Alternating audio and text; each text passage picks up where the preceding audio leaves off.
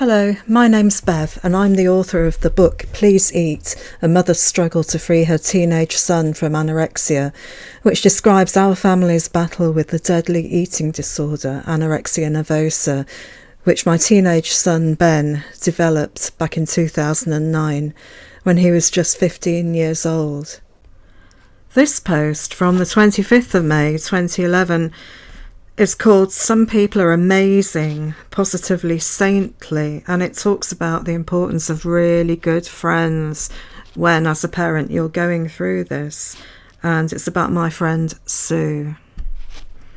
My friend Sue has secondary breast cancer, which has spread to her lungs, spine and liver. She is currently having horrendous intravenous chemo, which makes her feel pretty awful most of the time, and all her lovely blonde hair has fallen out. Yet Sue has a cunning way of getting you to come clean with what's bugging you, and also of phoning you when you could really use a good chat with a friend. She is a saint. I felt bad because with all the stuff that's going on at the moment, I've been neglecting her. She can't go out much, and she was forced to give up work ages ago. When she does go out, it's usually to have needles stuck into her at the local hospital, or to be wired up to a machine while they pump nasty chemicals into her body. Not surprisingly, being such a lovely person, Sue has loads of friends who come round to see her, yet I was acutely aware I'd been neglecting her, and she's the main non-eating disorder related person who has helped me get through the last 15 months. Sometimes I get really cross with her because she has a habit of turning the conversation round to me and my problems when she has so many problems of her own. She's always chirpy and smiling and offers emotional and practical support to other people who aren't handling their cancer as well as she appears to be. Before this round of chemo, she used to lobby for better patient understanding. She was even invited to talk to a conference in Munich about how professionals can better understand the patients they are treating. So she called me today and said she put the kettle on. So I downed tools and took a break. Part of me feels really selfish for unburdening all my problems on her, while each time I tried to ask her about herself, she deflected the conversation back to me. But that's typical of Sue, who is one of the most selfless people I have ever met. I first met Sue 15 months ago when, during the lowest months with the eating disorder, I was desperate for emotional support.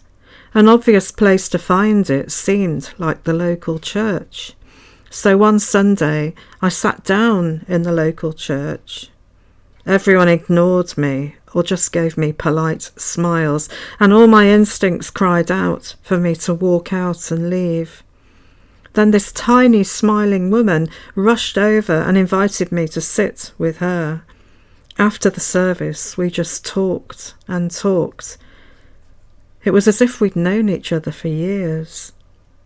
Although we both have very different issues, Sue with her cancer and me with Ben's anorexia, our experiences kept hitting common ground. We really seemed to understand each other. I stopped going to the church after a while. Apart from Sue, I never did get the emotional support. Everyone else kept a bit of a distance. But Sue and I have met up for coffee every week ever since.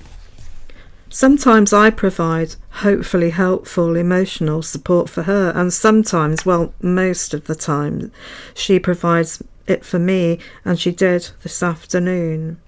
But whichever way round it is, time flies by and the whole morning or afternoon is gone before you know it. The same with telephone calls. Thank goodness we get our local calls for free. I am very aware, however, that my problem does, hopefully, have a light at the end of the tunnel at some point in the future. And on the whole, things are getting a lot better. I'm not sure what the prognosis is for Sue, though. I'm not sure whether remission is on the cards or not. I do know that current chemo seems to be working, though, which is good news. Sue has certainly opened my eyes to what living with cancer is about. I didn't realise how ignorant I was about the condition or its treatment. Likewise, she's now an expert on eating disorders.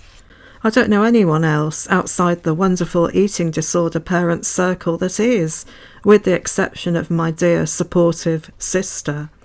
Most people just don't want to know, or only want to know a bit, like politely asking how things are with us and then moving on.